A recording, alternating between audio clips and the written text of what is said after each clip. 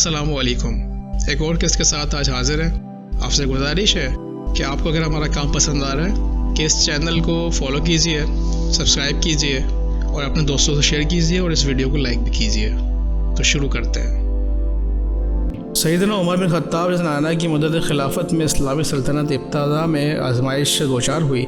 इसमें कोई ताज्जुब नहीं, क्योंकि इब्तिदा व आजमाइश के दौर में तमाम कौमों, ममालिक और जमातों अफराद को हमेशा गुज़रना पड़ता है। ये कदीम सुन्नत रही है। उम्मत मुस्लिमा भी दीगर कौमों की तरह एक उम्मत है और इसमें भी अल्लाह की सुन्नत आदिला कायम और जारी होती है, इसमें कोई तब्दीली नहीं होती। बहरहाल दौर फ़ारूकी की सबसे अजीम आजमाइश आमुल रमदा और ताउन अमात की शक्ल मंजर आम पे आई। हम इस मकाम पर दोनों आजमाइशों से मुतल्लिक बड़ी तफसील से गुफ्तगू करना चाहते हैं और वाज़ेह करना चाहते हैं कि इस बहरानी हालात में उमर सलाना का क्या मामलात रहे और किस तरह अपने जायज़ असबाब को इख्तियार करके इन आजमाइशों का मुकाबला किया। चुनाचा 18 हिजरी में जज़ीरा अरब में सख्त कहत पड़ा। लोग खुराक के लिए तरस गए। भूख की शिद्दत और खुराक के फुकदान का ये आलम था कि दरिंदे भाग भाग कर इंसानों के पास पनाह लेते थे। आदमी बकरी ज़िबा करता था लेकिन खा नहीं पाता, क्योंकि वो इस काबिल ना होती। खुश साली की वजह से बहुत से मवेशी भूख की ताप नालत से गए और मर गए। इस साल का नाम आमुल रमदा रखा गया, इसलिए कि हवा मिट्टी और धूल को राख की तरह खूब उड़ाती थी। सख्त कहत पड़ा, एक लुक़मा खाना भी मुश्किल हो गया था। दूर दराज के दही इलाकों से भाग भाग कर शहरों में जाते थे और उनके करीब क़याम करते और अजीम मुसीबत से निजात पाने के लिए अमीर मोमिन की तरफ से किसी हल व पेश करने के मुंतज़िर थे। जब उमर सलाना ने मुसीबत को सबसे ज़्यादा महसूस करने वाले और ख़तरनाक नताइज से सबसे ज़्यादा आगाह थे। बहरहाल उमर सलाना ने इस बहरानी कैफियत से निमटने में जो हिकमत अमली इख्तियार की, इसे चंद नुकात में बयान किया जा रहा है। आपने ख़ुद को दूसरों के लिए नमूना बनाकर पेश किया। सैयदना उमर सलाना के पास खाने के लिए घी लगी हुई रोटी लाई गई। आपने एक बदवी आदमी को बुलाया और आपके साथ खाने में शरीक कर लिया। बदवी ने खाने में शरीक होकर खाना शुरू किया। घी को लुक़मे से लपेट कर किनारे से शौक़ से खाने लगा। सैयदना उमर सलाना ने इससे कहा, ऐसा लगता है कि तुम्हें घी कभी मैसर नहीं आया। उसने कहा, हाँ जी, फ़ला वक्त से आज तक मैंने घी को नहीं चखा था, ना किसी को खाते हुए देखा है। ये बात सुनकर सैयदना उमर सलाना ने कसम खाई कि जब तक मेरी आवाम को फ़राखी ज़िंदगी ना मिल जाए, इस वक्त तक वो गोश्त नहीं खाएंगे और ना घी को हाथ लगाएंगे। तमाम रावी इस बात में मुत्तफ़िक़ हैं कि सैयदना उमर सलाना ने इस कसम को पूरा करने का अज़्म मुसम्मम किया। इसी वजह से जब बाज़ार में घी और दूध से भरे हुए डब्बे फ़रोख्त करने के लिए आए तो उमर सलाना के गुलाम ने आपके लिए 40 दरम में एक डब्बा घी और एक डब्बा दूध खरीद लिया और उमर सलाना के पास लेकर आया। कहा, अमीरुल मोमिनीन, अल्लाह ने आपकी कसम को पूरा कर दिया, आपको बहुत अजर व सवाब मिला। अब बाज़ार में दूध और घी के डब्बे आ गए हैं और मैंने इन्हें 40 दरम में ख़रीद लिया है। सैयदना उमर सलाना ने फरमाया, तुमने महंगी कीमत में ख़रीदा, इन दोनों को अल्लाह के रास्ते में सदका कर दो। मैं नापसंद करता हूँ कि इसराफ़ का लुक़मा खाऊँ। इसके बाद ही फरमाया, मैं राया के दुख और दर्द को कैसे समझूंगा जब तक मैं भी उस हालत से ना गुजरूँ। उमर फ़ारूक रज़ियल्लाहु की ज़बान से निकला वो ये आखिरी जुमला एक ताबनाक व ज़रीन कौल है, जिसमें पूरी इंसानियत के लिए सियासत का अजीम उल शान उसूलों में से एक उसूल मौजूद है। काबिल गौर ये है कि मैं राया के दुख को दर्द को कैसे समझ सकूँगा जब तक मैं इस हालत से ना गुजरूँ। उमर सलाना कह से इस कदर मुतासिर हुए कि आपके जिस्म का रंग बदल गया था। गयास बिन खुलैफा का बयान है कि मैंने उमर सलाना को इस हाल में देखा कि आपका जिस्म स्याह पड़ चुका था। हालांकि आप अरबी थे और घी और दूध खाते थे, लेकिन जब कहत ने तमाम लोगों को अपनी जद में लिया तो आपने दूध और घी को अपने पर हराम कर लिया। तेल खाने लगे और तेल पे इस्तीफ़ा करने लगे, यहाँ तक कि आपके जिस्म का रंग बदल गया। आपने भूख की काफ़ी मशक्क़तें बर्दाश्त की। आपके गुलाम असलम से रवायत है कि आमुल रमदा में अहले अरब के 4000 बाशिंदे मदीना पहुँचे और उमर सलाना ने अपने अमरा को हुक्म दे रखा था कि वो वफूद की ज़रूरियात और मफादात को पेश नज़र रखें। मैंने एक रात आपको फरमाते हुए सुना कि शाम का खाना हमारे पास कितने लोग खाते हैं और शुमार करो। अगली रात शुमार किया गया तो खाने वालों की तादाद 7000 थी। जब बीमार मर्दों को, नेज़ औरतों, बच्चों को शुमार किया गया तो इनकी तादाद 40,000 थी। फिर थोड़े दिनों के बाद ये तादाद बढ़कर 60,000 तक पहुंच गई। ये लोग मुसलसल इन्हीं हालात से दोचार रहे, यहाँ तक कि अल्लाह ने आसमान से बारिश नाजिल फरमाई। जब बारिश हो गई तो मैंने देखा कि आपने कुछ लोगों को ये जिम्मेदारी सौंपी कि वफूद को अपने घर जाने का हुक्म दें और देहात में इनको इनके घरों तक गल्ला और ग़िज़ा पहुँचाई जाए और इसका इंतज़ाम किया जाए। خشک سالی سے بہت سے لوگ وفات پا گئے تھے۔ میرے خیال میں قحط سے متاثر ہو کر 2/3 لوگ مر گئے تھے۔ اس مقام پر ہم دیکھتے ہیں کہ عمر فاروق رضی اللہ عنہ نے اپنے عمرہ کو ذمہ داریاں سونپتے ہیں اور پناہ گزینوں کے کیمپ تیار کرتے ہیں، اور انتظامی عملہ پوری تندہی کے ساتھ اپنی ذمہ داریاں بلا کم و پیش نبھاتا ہے، دوسرے کی ذمہ داری اور عمل میں دخل اندازی بالکل نہیں کرتا۔ سیدنا عمر صلی اللہ علیہ وسلم یہ حکمت عملی حکومتی اداروں کے تعمیر و ترقی کے بارے میں بڑی دور اندیشی اور بہت بڑی دلیل ہے، خواہ یہ ادارے مالی ہوں یا کوئی اور کام کے۔ سیدنا عمر صلی اللہ علیہ وسلم کی متواضع شان ہے کہ آپ بذات خود پناہ گزینوں کے کیمپوں میں ان کی خدمت کرتے تھے۔ ابو ہریرہ رضی اللہ عنہ کا بیان ہے کہ اللہ تعالیٰ نے عمر صلی اللہ علیہ وسلم پر رحم فرمائے۔ میں نے عام الرمدہ میں دیکھا کہ اپنے پیٹھ پر اناج سے بھرے ہوئے 2 بوریاں اور ہاتھ میں تیل سے بھرا ہوا ڈبہ اٹھائے ہوئے تھے۔ وہ اور اسلم باری باری سے اٹھاتے اور چلتے، جب تک کہ آپ نے مجھ کو دیکھ لیا اور کہا، اے ابو ہریرہ کہاں سے آ رہے ہو؟ میں نے کہا قریب ہی سے۔ پھر میں نے بھی ان کے ہاتھ بٹایا اور اسے لے کر ہم زرار پہنچے تو وہاں ہماری ملاقات 20 گھرانوں مشتمل ایک جماعت سے ہوئی۔ سیدنا عمر صلی اللہ علیہ وسلم نے ان سے پوچھا، تم لوگوں کو یہاں کیسے آنا ہوا؟ انہوں نے کہا، مشقت اور تنگ حالی کھینچ لائی ہے۔ اس کے بعد انہوں نے مردار جانور کا چمڑا اسے وہ کھاتے تھے اور پوسیدہ ہڈیاں کو سونف جسے وہ پھونکتے تھے اسے ہمیں دکھایا۔ یہ دیکھ کر عمر صلی اللہ علیہ وسلم اپنی چادر پھینک دی، ان کے لیے کھانا پکانے اور کھلانے مشغول ہو گئے، یہاں تک کہ سب سیراب ہو گئے۔ پھر اونٹوں کو لانے کے لیے وہ اسلم کو مدینہ بھیجا۔ وہ اونٹوں کو لائے، آپ نے ان کو اونٹوں پر سوار کیا اور لے کے جا کے ٹھہرایا، پھر انہیں کپڑا دیا جسے انہوں نے زیب تن کیا۔ اسی طریقے سے آپ برابر ان کے پاس دوسرے مصیبت زدہ لوگوں کے پاس جاتے رہے، خبر گیری کرتے رہے، یہاں تک کہ اللہ تعالیٰ نے مصیبت کو ہٹا لیا۔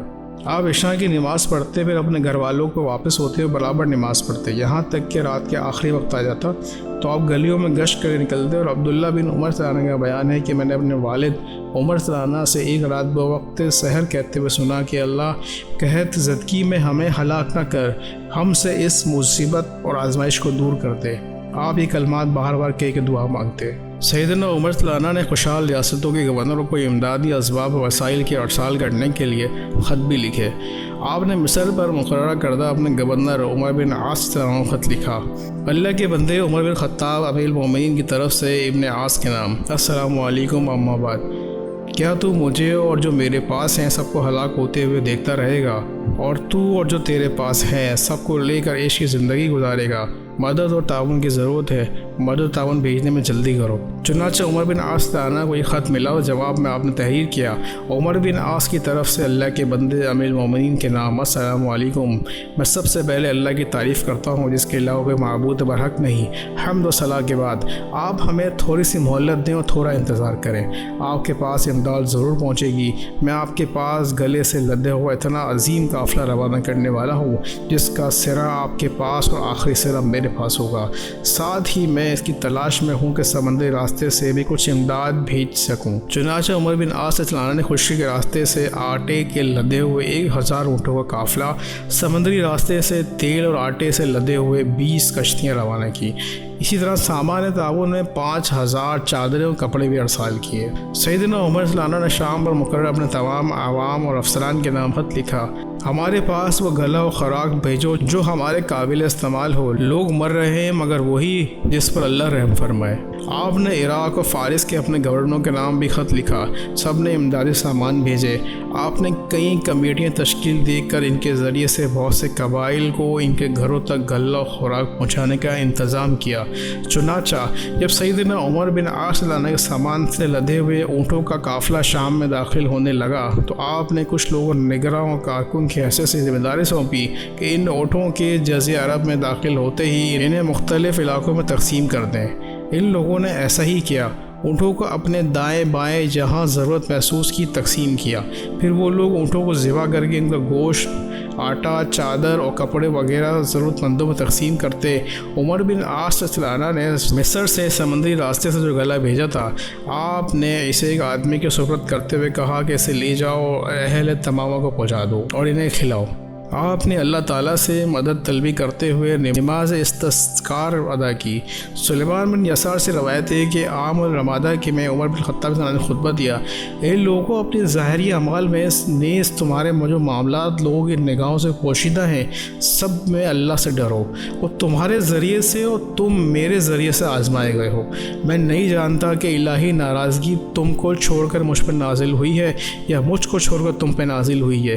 یہ ناراضگی ہم سب کو شامل ہے۔ آؤ ہم سب مل کر اللہ سے دعا کریں، اللہ ہمارے دلوں کی اصلاح کر دے اور ہم پر رحم فرمائے اور ہم سب سے اس آفت قحط سالی کو دور کر دے۔ آپ اس دن اس حالت میں دیکھے گئے کہ اپنے ہاتھوں کو اٹھائے ہوئے اللہ تعالیٰ سے دعا کر رہے تھے اور لوگوں نے بھی دعا کی۔ آپ خود گھریے کے نہ ہوئے، لوگ بھی گھریے کے نہ ہوئے۔ پھر آپ ممبر سے نیچے اترے۔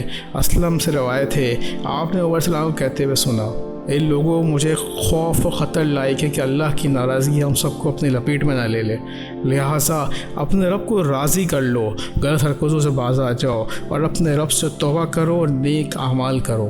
عبداللہ بن سعادہ سے روایت ہے کہ میں نے عمر صلی اللہ علیہ وسلم کو دیکھا جب انہوں نے مغرب کی نماز پڑھی تو لوگوں کو آواز دیتے ہوئے کہا، اے لوگوں اپنے رب سے استغفار کرو، اسی سے توبہ کرو، اس سے اس کے فضل و کرم کے طالب بنو، اس سے ایسی بارش کا سوال کرو جو باران رحمت ہو اور باران عذاب نہ ہو۔ یہی عمل مسلسل کرتے رہو یہاں تک کہ اللہ تعالیٰ اس مصیبت کو ہٹا دے۔ عمر صلی اللہ علیہ وسلم نماز استسقاء کے لیے نکلے، منبر پر تشریف لائے، ان آیتوں کی تلاوت فرمائی۔ سورہ نوح آیت نمبر 10 اور 11 کا ترجمہ۔ تو میں نے کہا اپنے رب سے معافی مانگ لو، یقیناً وہ ہمیشہ سے بہترین معاف کرنے والا ہے، وہ تم پر بہت برستی ہوئی بارش اتارے گا۔ اس واقعے میں عباس بن عبد المطلب رضی اللہ عنہ کی دعا کی مشمولات سے متعلق روایت میں یہ موجود ہے، اے اللہ کوئی مصیبت گناہوں کی پاداش میں ہی آتی ہے، صرف توجہ کے ذریعے ختم ہوتی ہے، نیز تیرے نبی سے میرا تعلق ہونے کی وجہ سے میری قوم میری دعاؤں کے ذریعے سے تیری طرف متوجہ ہے۔ یہ میرے ہاتھ ہیں جو گناہوں سے رنگے ہوئے ہیں، ہماری پیشانیاں توبہ کے ساتھ تیری طرف متوجہ ہیں، تو ہمیں بارش عطا فرما۔ چنانچہ پہاڑ کی مانند آسمان لٹک گیا، یہاں تک کہ زمین پر ہریالی چھا گئی اور لوگوں کو زندگی مل گئی۔ قحط سالی کے موقع پر عمر صلی اللہ عنہ نے چوری کی شرعی حد میں نفاذ کی پابندی لگا دی۔ آپ نے یہ اقدام شرعی حدود کو موقع سے معطل کرنے کی نیت سے نہیں کیا تھا، جیسا کہ بعض لوگ لکھتے ہیں، کہ بلکہ اس کی وجہ یہ تھی کہ چوری کے جرم میں شرعی حد کی تنفیذ کے لیے مطلوبہ شرائط موجود نہ تھیں۔ آپ کے پیش نظر یہ بات تھی جو شخص قحط اور کھانا نہ ملنے کی حالت میں دوسرے کی ملکیت سے کچھ کھا پی لیتا ہے تو اس کی نیت چوری کرنے کی نہیں ہوتی، وہ غیر ارادی طور پر یہ عمل انجام دیتا ہے، اور اسی وجہ سے آپ نے ان غلاموں کا ہاتھ نہیں کاٹا جنہوں نے اونٹنی کو چوری کر کے ذبح کر لیا تھا۔ آپ نے ان کے مالک کو حکم دیا کہ اونٹنی کی قیمت ادا کر دیں۔ آپ نے فرمایا کھجور کے خوشے کی چوری اور قحط سالی کے موقع پر ہاتھ نہیں کاٹا جائے گا۔ چنانچہ ہم دیکھتے ہیں کہ فقی مذاہب میں سیدنا عمر رضی اللہ عنہ کی فقیہ و اجتہاد سے کافی حد تک متاثر ہیں۔ اسی فاروقی اجتہاد کے پیش نظر امام بن حنبل رحمۃ اللہ علیہ کا قول ہے کہ قحط سالی اور بھوک کے موقع پر ہاتھ نہیں کاٹا جائے گا، یعنی محتاج کا اگر ایک لقمہ کھانے کے لیے مر رہا ہو اور اسی حالت اپنی خوراک کی مقدار میں کھانا چوری کر لے تو اس پر ہاتھ کاٹنے کی شرعی حد نہیں نافذ ہوگی، اس لیے کہ وہ اضطراری ہے، یعنی مجبوری اور لاچاری کی حالت میں ہے۔ سیدنا عمر صلی اللہ علیہ وسلم سے روایت ہے کہ انہوں نے فرمایا قحط سالی کے ایام میں ہاتھ نہ کاٹا جائے۔ اس مسئلے میں امام احمد سے پوچھا گیا کہ آپ اس کے قائل ہیں، تو انہوں نے فرمایا ہاں، اللہ کی قسم اگر ایک لقمہ کھانے کی ضرورت نہیں سے چوری کرنے پر مجبور کیا اور اس حالت میں لوگ قحط اور بھوک کی زندگی گزار رہے ہوں تو میں اس کا ہاتھ نہیں کاٹوں گا۔ یہ ہے عمر فاروق رضی اللہ عنہ کی شرعی مقاصد پر گہری نظر اور بصیرت الہی۔ آپ نے مسئلے کی روح پر نگاہ ڈالی اور صرف ظاہر میں اتفاق نہ کیا، آپ نے اس بات پر غور کیا کہ چوری کا اصل سبب کیا ہے۔ جب آپ اس کے نتیجے پر پہنچ گئے تو دونوں حالتوں میں بھوک ہی وہ اضطراری سبب جو حرام کو حلال کر رہی تھی، تو اس صورت تو آپ نے ان کے ہاتھ کاٹنے سے گریز کیا۔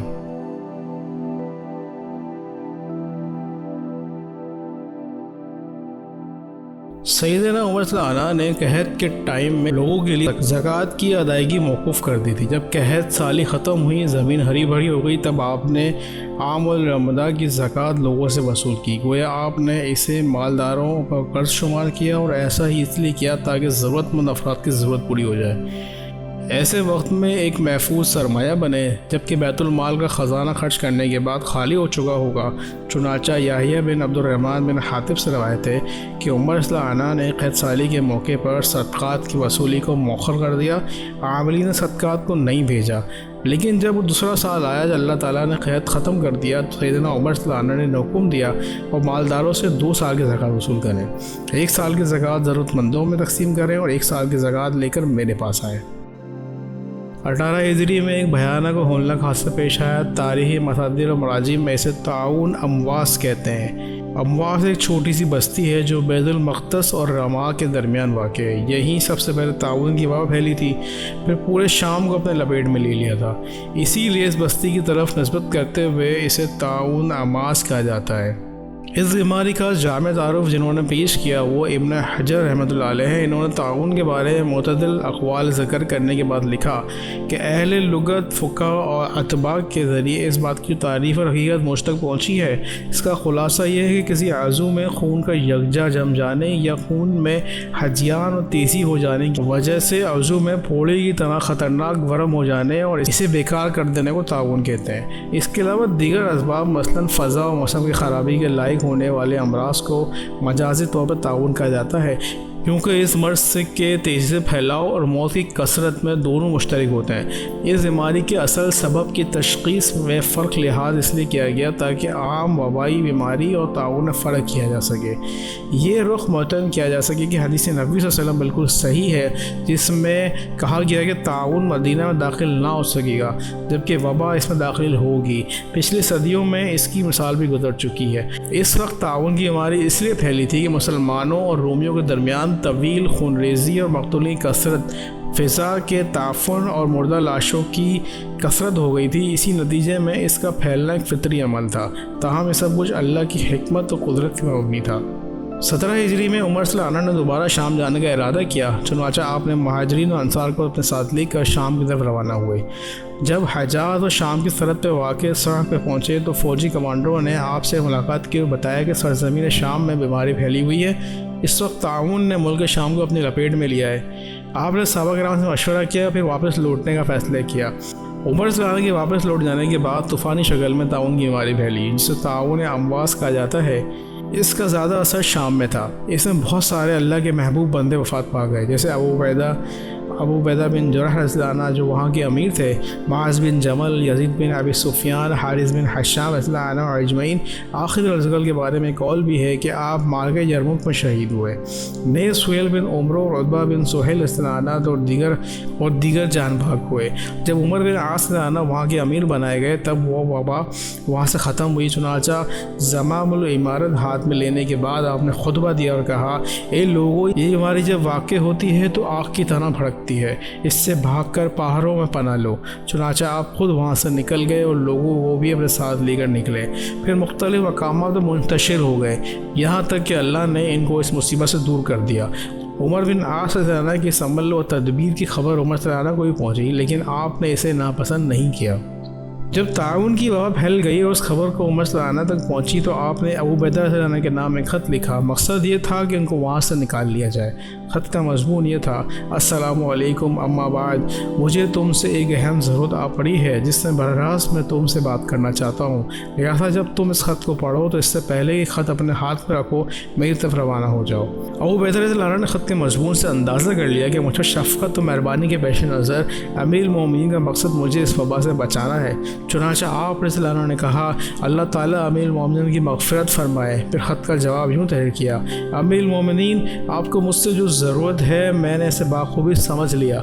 میں نے مسلمانوں کے فوجی لشکر میں ہوں، ان کو چھوڑ کر جانے کی میری طبیعت گوارا نہیں کرتی، میں ان کی جدائی کا ارادہ نہیں رکھتا یہاں تک کہ اللہ تعالیٰ میرے ان کے بارے میں اپنا حکم نافذ کر دے، لہٰذا امیر المومنین مجھے اپنے عزم و ارادے سے آزاد کر دیجیے، مجھے اپنی فوج میں چھوڑ دیجیے۔ جب عمر صلی اللہ علیہ وسلم نے جواب پڑھا تو رونے لگے۔ لوگوں نے کہا، امیر المومنین، کیا ابو عبیدہ کی وفات ہو گئی؟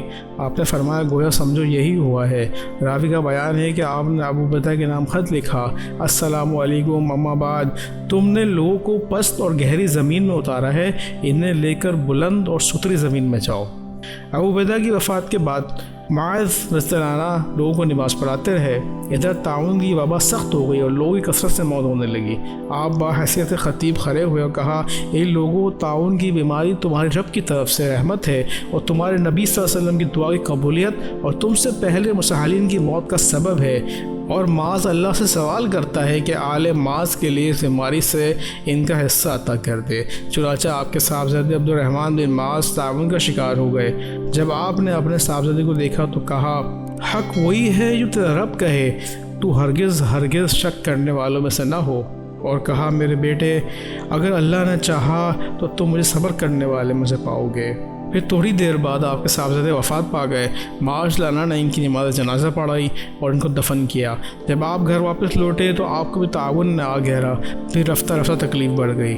ابو عبیدہ اور معاذ بن جبل رضی کی وفات کے بعد اسلامی لشکر کی قیادت عمر بن عاص رضی کی ذمہ داری آ گئی۔